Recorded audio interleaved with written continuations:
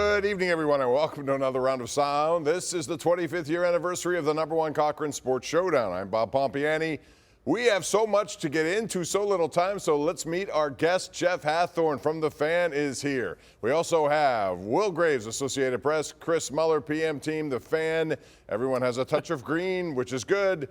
But man, blockbuster news after blockbuster news after blockbuster news. This is not your old-time Pittsburgh Steelers, Jeff Hathhorn. Your take about the new regime and the con artist that's going on right now. I can't believe how much my phone is powered down here over the last couple of days because of everything that's going on. Listen, Art Rooney said they were going to make changes. They were going to be aggressive, and they have been aggressive, especially at the position that gets so much attention. They were aggressive last year. They signed a number of free agents last year. But when it's the quarterback and you clear out a room and redo a room, it's nuts. Yeah, I mean, what did Art say at his meeting with us at the end of the season? It's time to get some wins in the playoffs. He looked at the quarterback room. And then when they hired Arthur Smith, you thought, well, this is kind of the same old Steelers. Like, this is sort of what they want.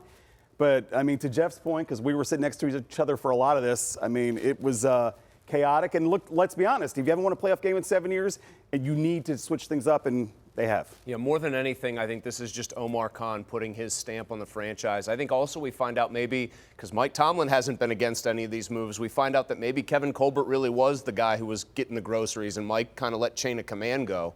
Because, you know, there's always the rumors, did Mike move the pieces on the chessboard and he was the de facto GM? No, Omar Khan's doing the job. A lot of this seems to be erasing some of the mistakes of the late Colbert tenure. And I think more than anything, for me, what they are is nimble and light on their feet, which is what modern franchises are. I really don't believe, based on anything I've heard, that they intended to move on from Kenny Pickett.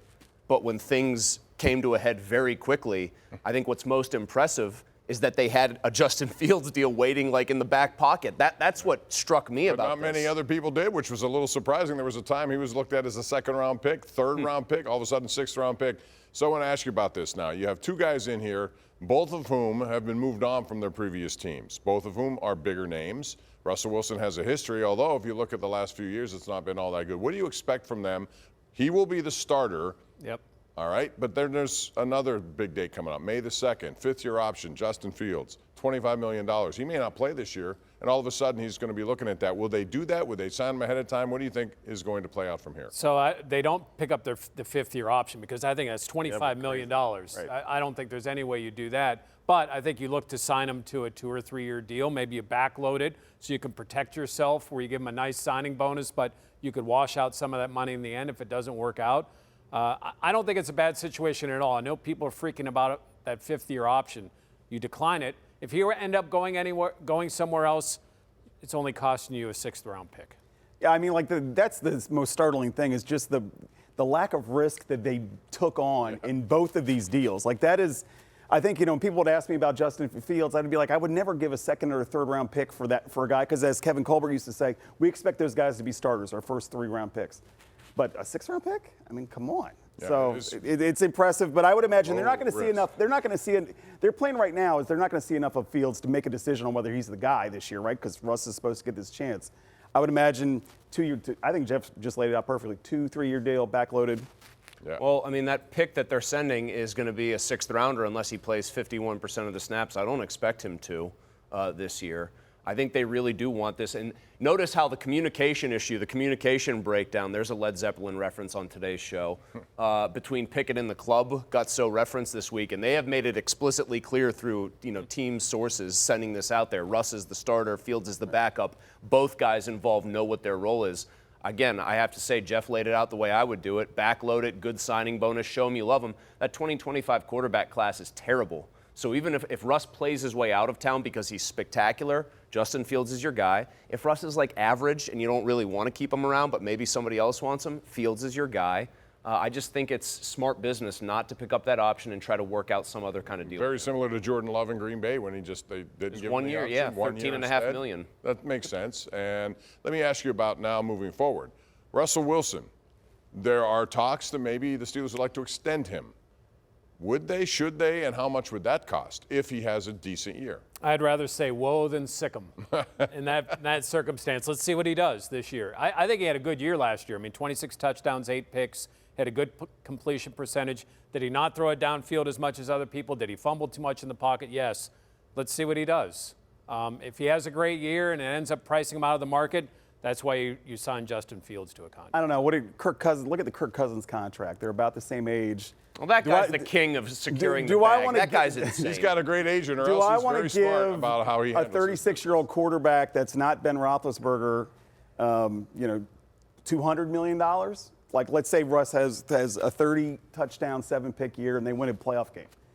I would no. I think because you know what, like age will matter here. If that happens, though, I think it almost makes the Steelers' decision easier because if they only win a playoff game, but he puts up those kind of numbers, somebody's going to give him a big deal. Somebody's going to be quarterback desperate enough again next year to give him a big deal. But wouldn't they be? I don't know if they would be. I think that would be like the internal evaluation. Do we feel like this guy rediscovered the fountain of youth? He's a weird evaluation. One, because everybody knows he's a little bit odd with his teammates. He's like too earnest. He doesn't really rally the troops in a certain way. He's a good professional. No one ever says he's a bad guy. So he goes where Hackett was the coach, and it was supposed to be Rodgers. That was going to be a disaster from the start. Nathaniel Hackett's not an NFL head coach. His last year in Seattle was probably his worst year there, really. And then Sean Payton and he never got along, and the team was mad about the deal that they gave him because of how ugly it looked. I do think this year is so intriguing with him because we find out, did he really just pick up bad habits and start falling off the cliff, and we're seeing like the downslope of his career? Or is there something else in there athletically still that's going to turn him more towards what he was in Seattle? And quickly, what I would say is, the offense they want to play under Arthur Smith is what they did in Seattle when he was at his best. We're going to pound the football, and we're going to let you take play-action shots, which he is still very good at executing. Yeah. All right. So beyond this year, is the quarterback of the Steelers in the future, is he on this roster right now? It's Justin Fields, I think. You think it's Justin I think Fields? they'll draft somebody towards the end or take a chance on somebody at the end as a third quarterback. So unless that quarterback were to emerge and be one of those spectacular picks, I think it's Justin Fields. Imagine having this conversation 3 weeks ago. Okay, so I'm going to say no. I mean, all bets are off with what Omar's doing. If he doesn't get what he wants this year, I can see him. He has the flexibility to blow it up very easily again next March. I think it is going to be Fields. I think Tomlin has loved Fields for a long time. I think they covet that mobility. That's why Fields, like I've heard people say, and I think he's a lottery ticket, and I don't think he's even close to a sure thing to be a successful quarterback long term, but God, look what he does with his legs, even if the arm isn't quite Tomlin working. always talks about the mobility. But he's right, too, in that sense. I mean, is. if the guy is on a design run or a scramble, he can devastate you, and I just think that gives you a lot more wiggle room. I would even say I'm less than 50-50 that Justin Fields is ever going to be like a top 7 or 8 quarterback in the league, but I think that they're going to be too tempted by the athletic prowess to let him go, and I don't really blame them. We have a lot to cover here, and when we come back, we're going to switch it to Kenny Pickett. We'll talk about why he's no longer here. Later, also Duquesne University. They're in the NCAA tournament, but Pitt is not. We'll have those two topics coming up as we continue right here on the 25th anniversary season of the #1 Cochran Sports Showdown.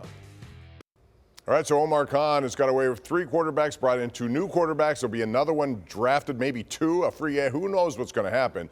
But one guy who isn't here is Kenny Pickett, which is stunning to me considering how Mike Tomlin always talked about him, and they're judged by wins. Well, he had wins, but then all of a sudden everything broke down. It may have started last week or last season, Will, with that Seattle game. Where do you think the breakdown happened, and did he fail them or did they fail him? I'm much more comfortable, on the second half of that. I mean, I think they failed each other. I mean, I think the decision to bring back Matt Canada really, like that last little, those like game-winning drives he had against Baltimore and Oakland kind of maybe was fool's gold in a lot of people's eyes. And hey, that was probably the biggest mistake. But Kenny also, look, he threw 400 passes? I mean, like this season, get a pretty good feel for a dude. As far as how it happened, I mean, like there's a lot of, now that he's out of town, all this character assassination's coming out. And the guy was in town for 6+ years, 7 years. He had a bad month. He got kind of fibbed to a little bit. I'm not defending, whatever petulance people are reporting. I'm not saying that the reporting is inaccurate. I'm saying that what I saw and what I heard, the guy said he was going to get his job back. He heard his general manager say, You heard everyone say, I have full faith in him. And then Russell Wilson's visiting a week later.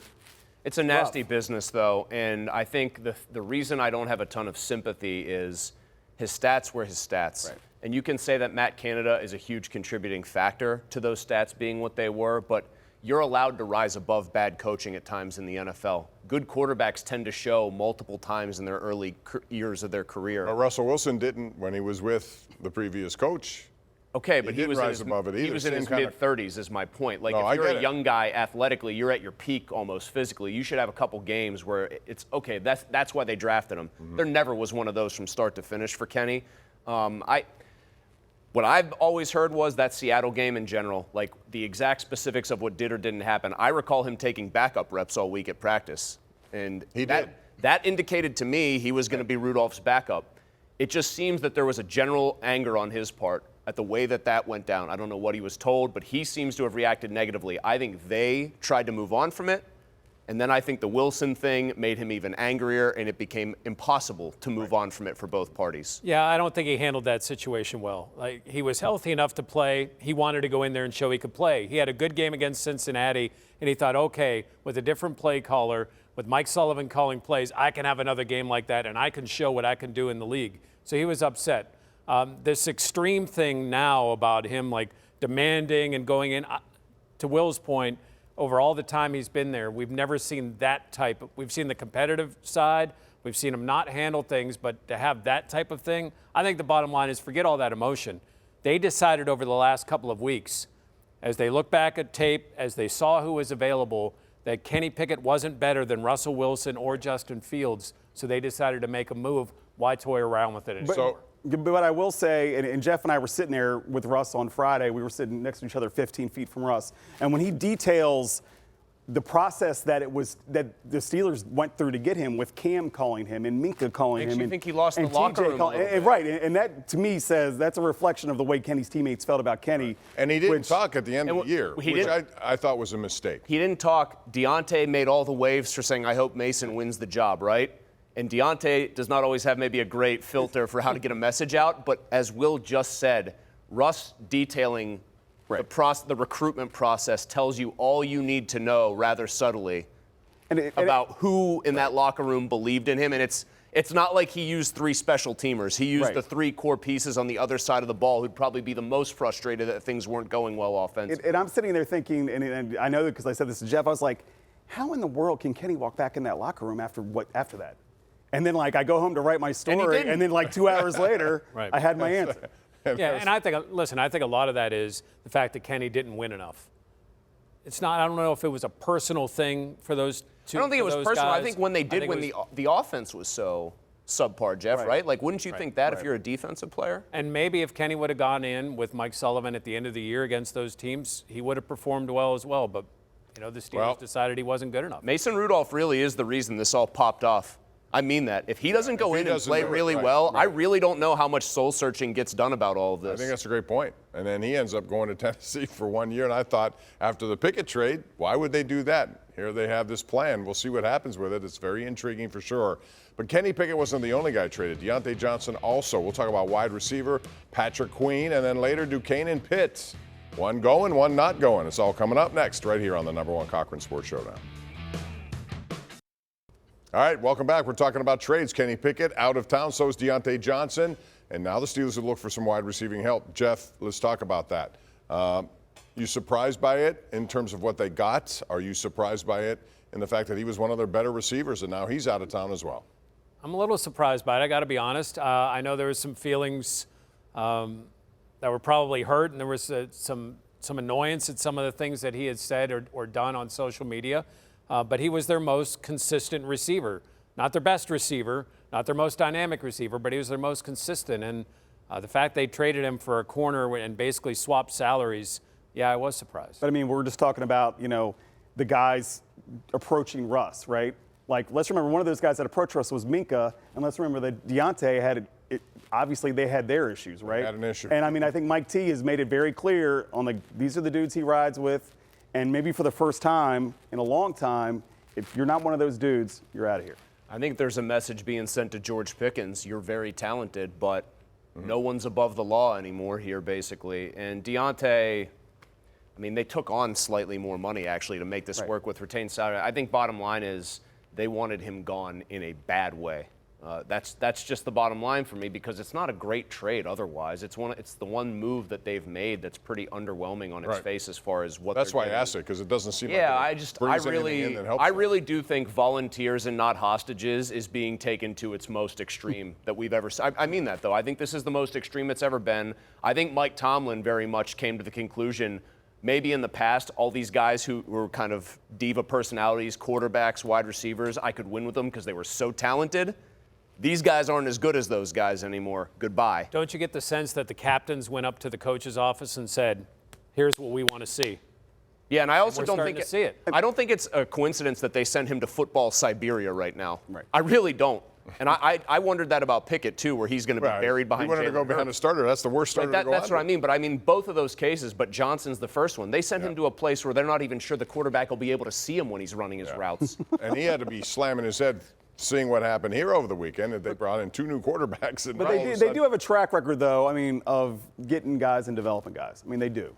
So that's maybe the one position group where they probably maybe had the most success in having guys come along. So you can get a guy in third round and maybe turn him into something. Jeff, short on time, but I want to talk about Patrick Queen. Can he be as effective without Roquan Smith? Here's what I like about him. He's got athletic ability, and if you have an athletic linebacker, you can find downhill linebackers that are cheaper. So if he can have that, he can show that he can cover, it's a really good signing.